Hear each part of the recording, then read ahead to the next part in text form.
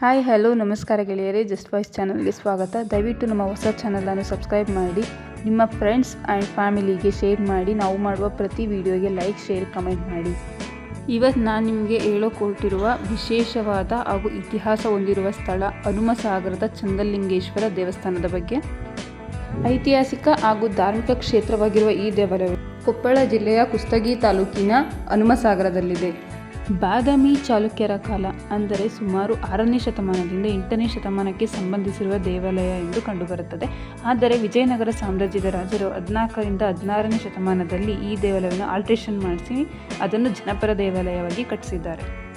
ಶಿಲ್ಪಕಲೆ, ಪೌರಾಣಿಕತೆ, ಧಾರ್ಮಿಕತೆ, ಜಾತ್ರೆಗಳಿಂದ ಅತ್ಯಂತ ಹೆಚ್ಚಿನ ಪ್ರಸಿದ್ಧಿ ಪಡೆದಿದೆ ಈ ದೇವಸ್ಥಾನ.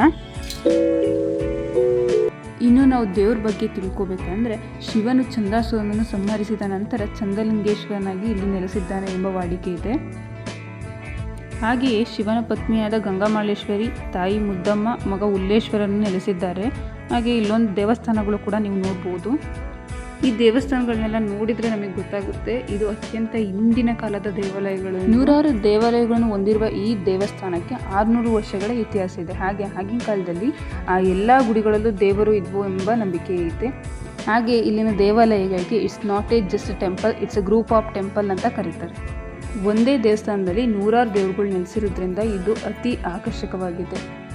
ಇನ್ನು ದೇವಸ್ಥಾನದ ಬಗ್ಗೆ ಬಂದರೆ, ದೇವಾಲಯದ ಎಂಟ್ರೆನ್ಸಲ್ಲಿ ಬಲಭಾಗದಲ್ಲಿ 30 ಕಂಬಗಳು, ಎಡಭಾಗದಲ್ಲಿ 30 ಕಂಬಗಳು ಇರೋದ್ರಿಂದ ಇವುಗಳನ್ನು ಅರಿವಿನ ಮಂಟಪ ಅಂತ ಕರೀತಾರೆ. ಇಲ್ಲಿ ಪ್ರತಿಯೊಂದು ಕೆತ್ತನೆಯು ಅಚ್ಚರಿಯ ವಿಷಯಗಳನ್ನು ತಿಳಿಸುತ್ತೆ.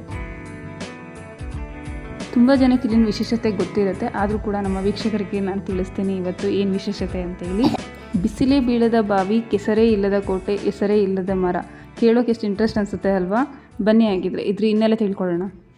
ಬಿಸಿಲೇ ಬೀಳದ ಬಾವಿ ಇಂಟ್ರೆಸ್ಟಿಂಗ್ ಅಂದರೆ, ಈ ಬಾವಿಗೆ ಸೂರ್ಯನ ಕಿರಣಗಳು ಬೀಳೋದೇ ಇಲ್ವಂತೆ. ಯಾವಾಗಲೂ ಬಾವಿ ತುಂಬೇ ಇರುತ್ತೆ. ಈ ಬಾವಿಯಲ್ಲಿ ಹೆಚ್ಚಿನ ಸಂಖ್ಯೆಗಳ ಹಾವುಗಳಿದ್ದಾವೆ ಅಂತೇಳಿ ಈ ಊರಿನ ಜನ ಹೇಳ್ತಾರೆ.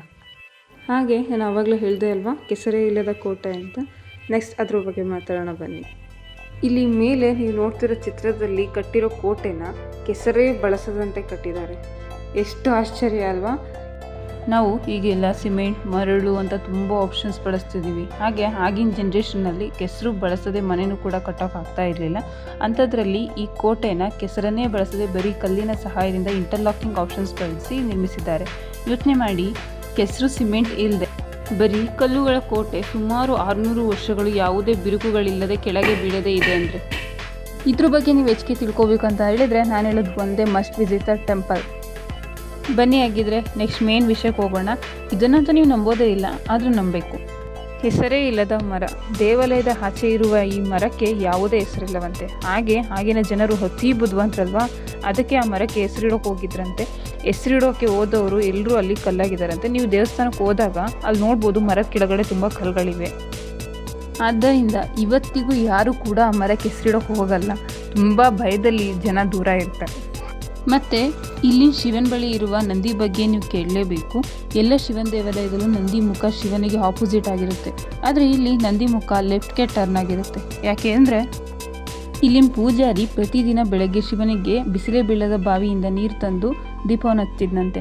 ಆದರೆ ಅದೊಂದು ದಿನ ಯಾಕೋ ಚಳಿಗೆ ಮೈ ಮರೆತು ಮಲಗಿ ಬೇಗ ಹೇಳಿಲ್ವಂತೆ. ಅದಕ್ಕೆ ನಂದಿ ಪೂಜಾರಿಯನ್ನು ಎಬ್ಬಿಸಲು ಎಡಗಡೆಗೆ ತಿರುಗಿ ಪೂಜಾರಿಯನ್ನು ಎಬ್ಬಿಸಿದನಂತೆ. ಆದ್ದರಿಂದ ಇಲ್ಲಿನ ನಂದಿ ಮುಖ ಲೆಫ್ಟ್ಗೆ ಟರ್ನ್ ಆಗಿದೆ. ಹಾಗೆ ಈ ದೇವಸ್ಥಾನದ ಬಳಿ ಒಂದು ಹೊಳೆ ಇದೆ. ಅಲ್ಲಿ ಯಾರಾದರೂ ಮುಳುಗಿ ಎದ್ದರೆ ಅವ್ರ ಚರ್ಮ ರೋಗ ವಾಸಿಯಾಗುತ್ತೆ ಅನ್ನೋ ವಾಡಿಕೆ ಇದೆ. ಹೇಗಿದೆ ಸ್ಟೋರಿ? ವೆರಿ ಇಂಟ್ರೆಸ್ಟಿಂಗ್ ಅಲ್ವಾ? ಇದೇ ರೀತಿ ಹೆಚ್ಚಿನ ವಿಷಯಗಳನ್ನು ತಿಳ್ಬೇಕಂದ್ರೆ ಪ್ಲೀಸ್ ಡೂ ಸಬ್ಸ್ಕ್ರೈಬ್.